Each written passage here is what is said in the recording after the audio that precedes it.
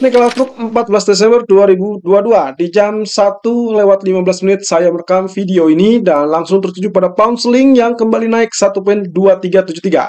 Oke, ini berarti apa yang sempat kita khawatirkan terkait dengan rejection di zona resisten sebetulnya memang terjadi karena dia sempat naik 1.2443 kemudian dia tutup turun di 2362. Nah, permasalahannya adalah apakah hari ini pun akan mengalami hal yang sama.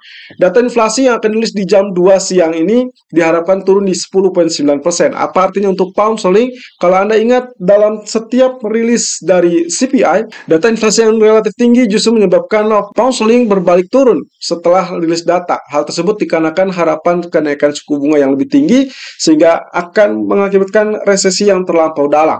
Setidaknya itulah yang diingatkan oleh BOE, dalam hal ini adalah Gubernur Andrew Bailey. Nah, sekarang kalau kita perhatikan, secara area resisten pun dia sedang tertahan di zona 1.2339. Meskipun ya kita sempat lihat 1.2443, tapi nyatanya dia rejection di situ dan kita belum lihat apakah dia sanggup untuk menyambangi level 1.26. Tapi kalau misalkan andai kata inflasi tidak berpengaruh lalu kemudian dia tetap mengalami spike ataupun kenaikan lanjutan, maka kita boleh mengharapkan level ini. Ini adalah level kurang lebih puncaknya berada di kisaran 1.2665. Tapi bisa jadi 1.2665 itu baru tercapai lalu kemudian akan berbalik turun setelah keputusan BOE besok hari. Well, setidaknya untuk hari ini kita perhatikan dulu apakah dia sanggup untuk tembus 1.2443 ini atau justru berbalik turun dan akhirnya turun di bawah 1.2339. Ada level support berikutnya yang cukup dekat yaitu 1.2293. Jadi saya rasa ini belum terlalu fantastis karena kemungkinan posisinya masih memanfaatkan lemahnya dolar. Itu pun dengan catatan kalau nanti malam Fed memberikan sinyal less hawkish yang berarti dolar akan berpotensi turun. Sementara kalau misalkan di grafik keempatnya menunjukkan area trendline masih cukup sakti dan sama sekali tidak ditembus teman-teman. Ya, walaupun kemarin 2 hari terakhir saya sempat mengharapkan adanya penembusan ternyata tidak terjadi. Jadi untuk kali ini kita akan ikuti saja alur yang ada, maka kemungkinan selama garis tersebut tidak ditembus itu berarti sinyal atau isyarat bahwa kenaikanlah yang berpotensi dominan. Kita akan berpotensi melihat kembali 1.2443 dan bahkan lebih tinggi. Tapi kalaupun misalkan terjadi penurunan, maka level support inilah yang akan berpotensi dilirik. Itu berarti kalau kita tarik, maka kemungkinan area tersebut berada 1.2284. So, Anda bisa saja follow sell kalau memang dia tembus 1.2284. Atau Anda bisa lakukan buy di dekat trendline, lalu kemudian stop loss-nya adalah di bawah 1.2284. Kaitannya dengan hal tersebut, maka skenario untuk pagi ini kami lakukan buy on dip di kisaran 2300 ataupun 2320. Lalu kemudian harapannya adalah kenaikan maksimum 1.2440 kembali. Ya, meskipun belum tentu dia mengalami kenaikan lebih lanjut di atas 1.2443, saya rasa ini adalah momentum yang mungkin dimanfaatkan oleh market dengan sangat baik. So, kalaupun CPI-nya ternyata tinggi, kemudian dia berbalik turun terlebih dulu, tapi di malam hari ada kemungkinan dia berbalik naik lagi, kalau memang ternyata less hawkish dari Fed menekan US dollar. Di sisi lain, crude oil sendiri berada dalam tahapan kenaikan. Setelah kemarin saya meragukan, ya kita sempat meragukan kenaikan sampai di level 75 ataupun 76. Tapi juga kemarin saya mengingatkan bahwasannya kalaupun Anda mau melakukan buy, jangan di level 74 karena itu sudah terlampau tinggi. Dan betul saja, kemarin itu sebetulnya dia sempat mengalami swing low. Nah, ini candlenya dan itu sempat berada di level 73.20 atau 73.19. Nah, kalau kita perhatikan dari grafik daily-nya, ini masih tetap meyakinkan untuk kembali naik ya teman-teman. Karena posisinya adalah ditutup dengan bullish candle, tapi hati-hati level 75.66 kemungkinan akan sangat bermasalah. Artinya, kalau sampai tidak ditembus, kita akan mendapatkan pola pembalikan ataupun tekanan turun. Tapi kalau dia berhasil naik, ditembus, lalu kemudian tutup di atasnya, well, of course, itu yang sangat diperlukan untuk menjangkau level 79 atau bahkan lebih tinggi di 81.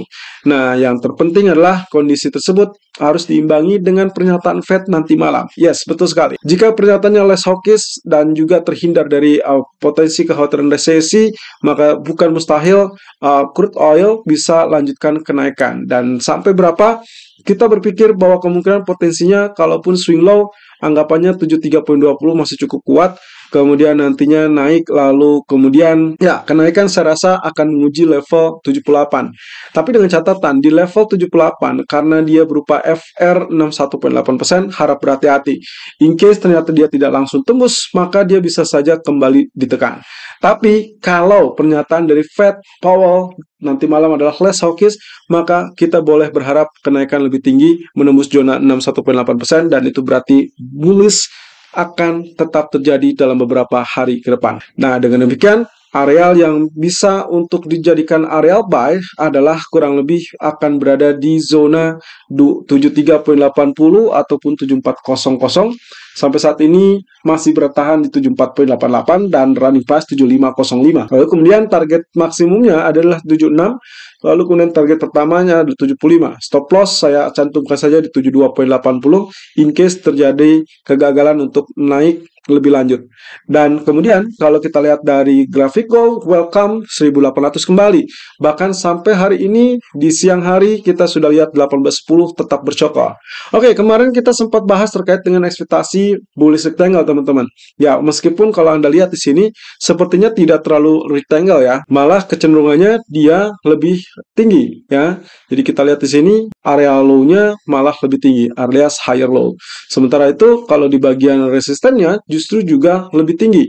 Jadi di sini high-nya dan di sini adalah higher high. Dan saya rasa ini berarti menandakan isyarat kemungkinan dia dalam jalur kenaikan atau jalur pendakian. Kalau begitu, yang harus kita waspadai adalah potensi pullback. Pullbacknya sampai mana? Sampai saat ini dia masih tetap bertahan di FR 0%-nya, which is good harusnya, karena biasanya kalau kayak gini, dia akan lanjutkan kenaikannya. Dan ini berarti support yang cukup bagus, karena sebelumnya dia berperan sebagai resisten.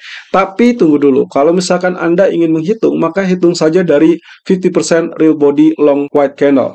Oke, kita lihat di sini, long white candle-nya ada di kisaran 1787.10 sampai penutupan ya. Jadi kita lihat dari open dan close berada di 1822.00. Maka kita akan dapatkan 50% dari targetnya adalah akan berada di kisaran 1804. Oke, saya tandai saja di sini areal tengahnya adalah 1804.55 atau kurang lebih 1804.60. Nah, ini berarti sinyal bahwa bullish masih akan tetap kuat kalau memang ternyata penurunan hanya sampai 1804. Bagaimana kalau lebih? Oke, kalau lebih berarti kita lihat bagian low dari candlestick white candle ini atau long white candle itu adalah di 1786.10. So, selama dia penurunannya tidak lebih dari 1786, maka kemungkinan posisinya kita tetap artikan sebagai sinyal bullish. Artinya, akan sangat wajar kalau misalkan ini yang mungkin terjadi saat pengumuman suku bunga 50 basis point mungkin dia langsung naik.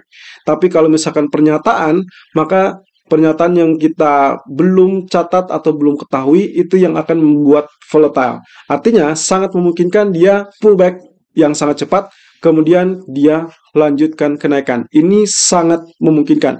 Apalagi kalau memang pernyataannya adalah less hawkish. Atau misalkan bisa saja penurunannya hanya setengahnya, artinya cuma sampai 1804, kemudian dia akan berbalik naik, terdorong, maka kemungkinan kita harapkan kenaikan bisa lebih tinggi dari 1824. Nah, ini berarti isyarat bullish yang masih tetap kuat atau yang cukup kuat. Sementara itu kalau kita perhatikan dari daily chart, karena targetnya adalah 1840-an, kurang lebih kita dapatkan dari target double bottom ini, maka yang Anda harus perhatikan 1824.20 kemarin itu adalah menjadi resisten. Kemudian MA 200 berada di 1788.80. As long atau selama dia tidak tembus di bawah 1788, saya rasa kita masih akan tetap berpeluang untuk mendapatkan kenaikan lanjutan, bahkan bisa lebih tinggi dari 1840 kalau memang ternyata pernyataan Fed less hawkish. Lalu kemudian harapannya adalah terkait rally menjelang akhir tahun yang sangat terbuka, karena ini adalah pertemuan bank sentral yang terakhir. Dan di grafika 1 Anda bisa gunakan Fibonacci retracement. Saya seperti biasa tarik dari bawah 1777.30 sampai ke puncak 1824. Nah, areal yang biasa untuk kita gunakan buy adalah areal FR 38.2% ataupun 50%. So far dia selalu tertahan di 38.2%. Ini pun cukup dekat ya. Nah, bagaimana misalkan untuk stop loss-nya? Nah, stop loss sangat dianjurkan di bawah 61.8%, teman-teman. Artinya kalau stop loss-nya atau angkanya 1795, maka sebaiknya Anda kurangi 3 atau kurangi 5.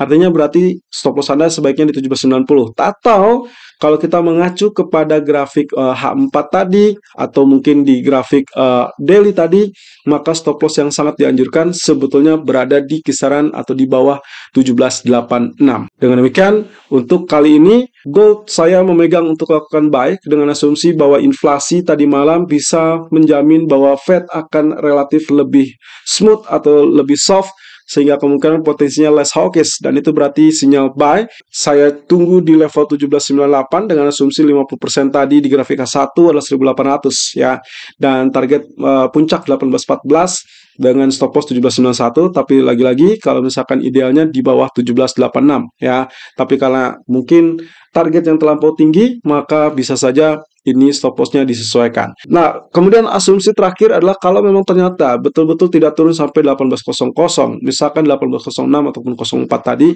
Anda boleh langsung buy saja, atau bisa juga langsung follow buy begitu dia tembus di atas 1813, atau yang paling mutlak adalah 1824. So, ini mirip dengan terjadinya kemarin. Kemarin kita sudah sempat sampaikan Anda boleh follow buy begitu tembus 1805 atau bahkan 1809 atau anywhere ya, di level berapapun selama CPI-nya betul-betul lebih rendah.